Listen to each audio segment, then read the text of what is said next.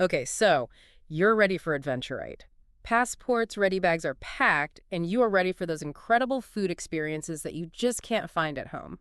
Absolutely. We are talking street food, folks. Yes. That vibrant world of sizzling aromas and unique flavors you can discover in every corner of the planet. It's the best part of traveling. And today, we are diving deep into how to enjoy it all safely.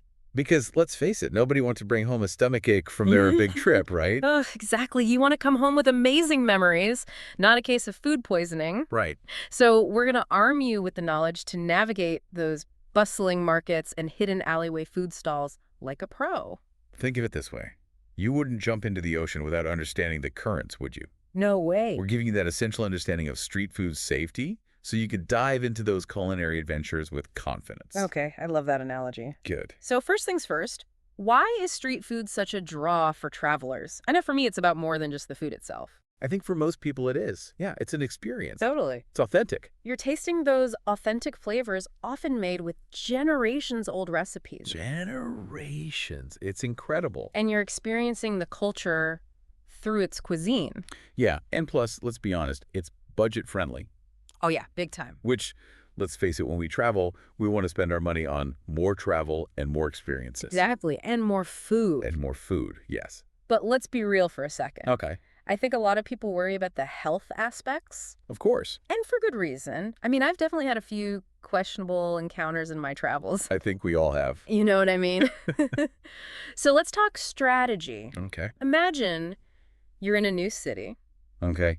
You just got off the plane. Yes. You're hungry. Starving. You're overwhelmed by the sights, the sounds, and the smells of a street food market. Oh, absolutely. Where do you even begin? Okay, well, first you want to look at the crowds, but not just any crowd. You want to find a stall with a line, but a fast-moving one, That makes sense. because that means the food is fresh, it's cooked quickly, and hasn't been sitting out for ages. That's such a good point.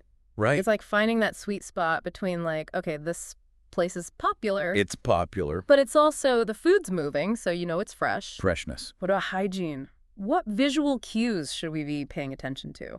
Watch how the vendors handle the food. Okay, Are they using separate utensils for raw and cooked ingredients? good point. Are they wearing gloves? Oh yeah, good one. Check out the stall itself. Okay. Is it reasonably clean? Yeah. Does it look like you're making an effort? I've also heard that it's wise to maybe be wary of stalls that are near less than sanitary spots. Oh, 100%. Open sewers overflowing, garbage bins. Not what you want. Probably not the best dining companions. No, not at all. Minimize that risk. Yeah, for You sure. want to minimize any risk of contamination. Okay, so we're looking at the stalls, we're looking for the crowds, we're making sure things seem hygienic. Yes. Let's talk timing. Okay. Because eating when the locals eat isn't just about the atmosphere, although that's definitely part of the fun. 100%. It often means you're getting the freshest food cooked with the best ingredients. Absolutely, because that's when they're going to be making it for everybody. So lunchtime rush, evening crowds, those are good indicators. Always. What about that 5-second rule I've heard about? Is there any truth to that?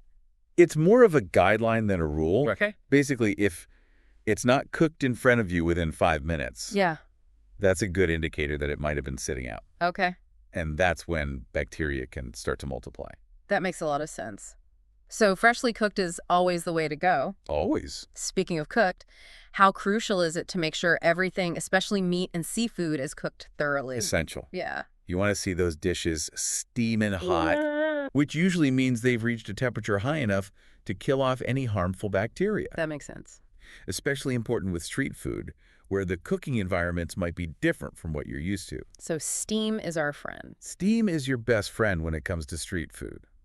Now, let's talk about water and ice. Yeah. Because I know those are things that I've definitely learned the hard way about in the past. It's easy to forget about those details There really is. when you're excited about new things. Totally. But sticking to bottled or boiled water is crucial. Yeah. And be cautious of ice, Oh, that's a good point. because it's often made with tap water. Ice is a sneaky one. Very sneaky. So many people don't even think about that. Exactly. And those fruit plates and salads can be tempting, Oh, so tempting. especially when it's hot out. The best. But if you're unsure about the water used for washing, Right. opt for fruits you can peel yourself. Which most of them you can. That's true. Most fruits you can peel. Okay, next up. Something that I am a huge advocate for. Okay. Hand hygiene. Yes. I feel like this should go without saying, but You can never say it enough. you really can't. It's so important. Carry hand sanitizer with you Yes, please. and use it liberally. Liberally. Especially before you eat and after handling money. Which you will be doing a lot of at street food markets. 100%. You're not swiping a credit card. No, those vendors are not swiping credit cards. Exactly. You're going to be dealing with cash a lot of the time. Yes. I also always pack a small pack of wet wipes in my bag, So smart. just in case you need to like quickly wipe down a surface or your hands if you can't get to like soap and water. That is a veteran move right there. You know what I'm saying? I love that. But sometimes, even with all the precautions, you get that gut feeling that something isn't quite right. Right. Should we trust that instinct? Always trust your gut. Really? Your senses are your best defense. Okay. If something doesn't look, smell, or taste right, don't feel pressured to eat it. That's so important. It's better to be safe than sorry. And I think a lot of people, myself included, have been in situations where you feel obligated to eat something, even if it seems a little off. It's hard to say no. Yeah, Especially when someone's cooked it for you. it's true. But yeah, trust your gut. Another good strategy, especially when trying new cuisines, is to start with small portions. Yes. You know, let your body acclimate gradually. Don't overdo it. Don't go crazy on day one. Exactly. Listen to those signals your body is sending you. Your body will tell you. So we're armed with knowledge, ready to choose wisely and trust our gut. Yes. But even with the best intentions, sometimes things happen. They do. So let's talk about what we can pack to be extra prepared. Okay, so we've talked about hand sanitizer. Yes. And wet wipes. Essential. But over-the-counter medications like antidiarrheals and antacids can be lifesavers Oh, yeah. if you experience any digestive issues. I never travel without them. Smart. What about oral rehydration salts? I've heard those are really important for replacing electrolytes if you do get hit with any stomach troubles. They are crucial for rehydration. And then probiotics can also be helpful for maintaining gut health while traveling. Absolutely. And they're actually something you can start taking even a few days before your trip, Oh, really? just to kind of Get a head start. give your gut a little head start. Okay, I like that. Yeah, and then you mentioned travel insurance earlier, and that's another one of those things. Yeah. That's like an essential, it's like a safety net that you hope you never need, Right. but you're really grateful for if you do. Oh, absolutely. Especially when you're dealing with potential medical expenses in a foreign country. Yeah, you don't want to be stuck with a big bill No, you don't. just because you didn't plan ahead. Okay, so we've got our hygiene kit, we've got our over-the-counter meds, we've got our travel insurance. Mm-hmm.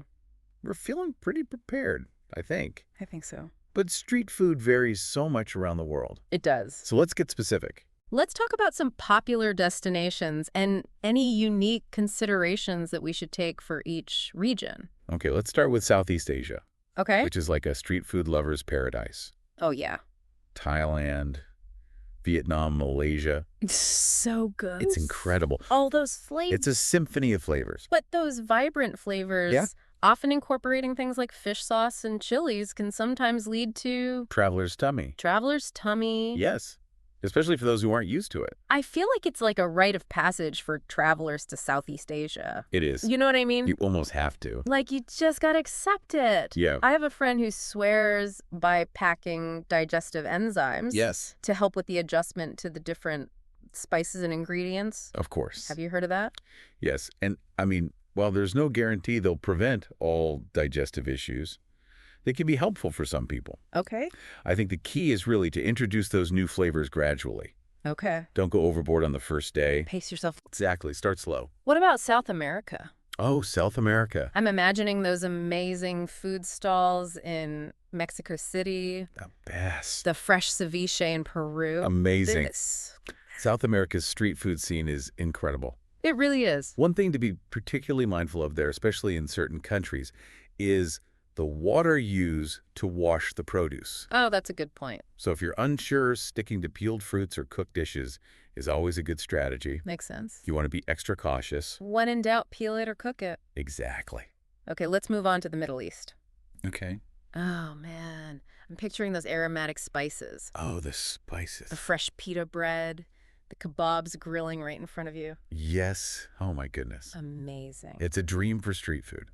It really is. One thing that I find really interesting about the Middle East is the emphasis on fresh ingredients and often slow cooking methods, Interesting. which can actually minimize some food safety risks Oh, that's interesting. because everything's being cooked for so long. So the traditional cooking methods are actually adding like a layer of safety. Exactly. Okay, I like that. Now, India is another destination that has just a legendary street food scene. Oh, yeah. The sheer variety is incredible. But it's also a place where you want to be extra cautious with water and ice. Extra cautious. Okay. Look for stalls that use RO purified water. RO purified water. They'll often advertise it. Oh, that's a good tip. Yeah, reverse osmosis. I would have never thought to look for that. Yeah, it's a good indicator that they're taking water safety seriously. Smart. Okay. Last but not least, Europe. Europe? You got from the crepes in Paris to the currywurst in Berlin. Yes. Europe definitely offers its own unique street food delights. Absolutely. What should we keep in mind there? Well, generally, Europe has very high food safety standards. Okay, that's good. However, it's still wise to use common sense. Of course. Look for clean stalls, observe food handling practices, and if something seems off, Yeah. trust your instincts. Trust your gut, right? Exactly. Those basic principles apply no matter where you are. Everywhere.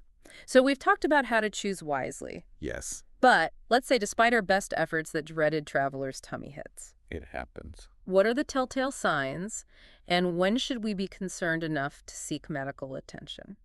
Okay, so listen to your body.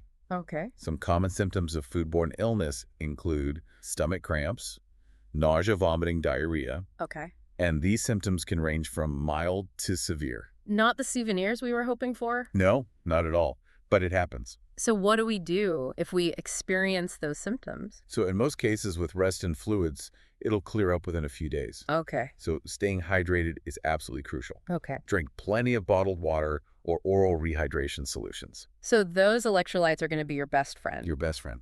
When is it time to seek medical attention? So if your symptoms are severe, Oh, like high fever, bloody diarrhea, or if they persist for more than a couple of days, it's time to see a medical professional. yeah. Don't hesitate to reach out for help. And that's another reason why that travel insurance is so It important. gives you peace of mind knowing you're covered if something unexpected happens. Exactly. Okay, so we've talked about what to do if things go wrong. Right. Let's end on a positive note. Yes. Because at the end of the day, exploring street food is about so much more than just the food itself. It really is. It's about embracing the culture. Yeah. It's about connecting with locals and creating memories through those unique culinary experiences. 100%. It's about stepping outside your comfort zone and trying something new. It's about that sense of adventure and discovery that comes with travel. Yes. And with a little knowledge and a healthy dose of caution, we can absolutely enjoy those experiences safely. Absolutely. So we've covered a lot of ground today, from choosing the right vendors to decoding those crowds. We talked about the importance of fresh ingredients, safe water and ice, and of course, hand hygiene. And we even touched on what to do if, despite our best efforts, we encounter a little traveler's tummy. It happens. But ultimately, exploring street food is about embracing the unknown. It's about those moments of pure culinary joy, Yeah. right? Like biting into that perfect taco or that steaming bowl of noodles that you just can't find anywhere else. Yeah.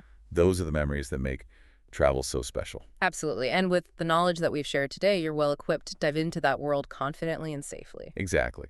So next time you're feeling adventurous, don't hold back. Embrace those aromas. Trust your gut. And most importantly, enjoy the ride. Happy travels, everyone. And bon appetit.